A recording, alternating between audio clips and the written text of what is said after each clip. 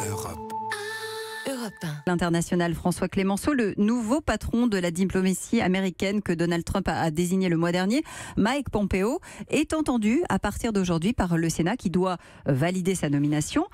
Mais pour quelle politique étrangère, notamment, puisque c'est son baptême du feu sur un dossier non des moindres, celui de la Syrie. Et c'est pas si simple de répondre à cette question malgré sa réputation effectivement de faucon, parce que Mike Pompeo, 54 ans, c'est un type qui a plusieurs visages.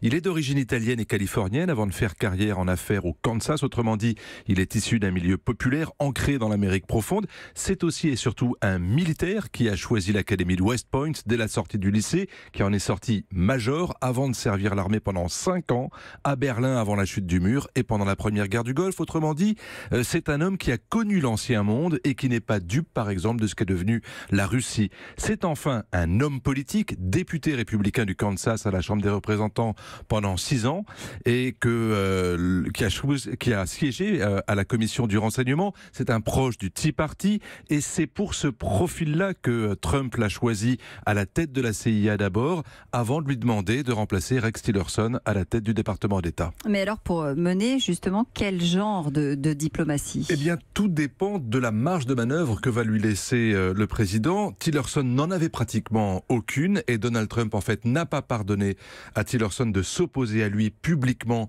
sur la Russie, sur l'Iran, sur la Corée du Nord. Mike Pompeo et Trump devraient donc être davantage en phase, mais vous avez un troisième homme dans cette boucle et qui compte, qui va compter, qui s'appelle John Bolton, le nouveau conseiller à la sécurité nationale de la Maison-Blanche, qui est un néoconservateur. Autrement dit, il faut s'attendre avec ces trois-là à une diplomatie hyper agressive sur l'Iran, hyper protectrice vis-à-vis d'Israël, bien que Pompeo a désapprouvé le déménagement de l'ambassade américaine à Jérusalem, et une fermeté sans faille contre la Russie. Parler oui, pour ne pas céder, mais en cas de rupture, agir par la force. En tout cas, par rapport à ce qu'avait pu dire Donald Trump pendant la campagne et ce genre de choses, on est vraiment sur quelque chose de beaucoup plus interventionniste que ce qui était prévu du côté des États-Unis. Exactement. Vous aviez le candidat Trump, qui était effectivement pour un peu plus d'isolationnisme, bien qu'il ait promis d'avoir la plus grande armée du monde pour dissuader les ennemis de l'Amérique de l'attaquer. Mais le président Trump se rend bien compte que ne pas intervenir, c'est perdre en crédibilité. Et ce n'est pas pour rien qu'une semaine après avoir annoncé qu'il voulait se retirer militairement de Syrie, l'armée de Bachar a accéléré son offensive à ce moment-là sur Douma avec des armes chimiques en pensant que Donald Trump bomberait le torse mais n'oserait pas intervenir. Europe. Europe 1.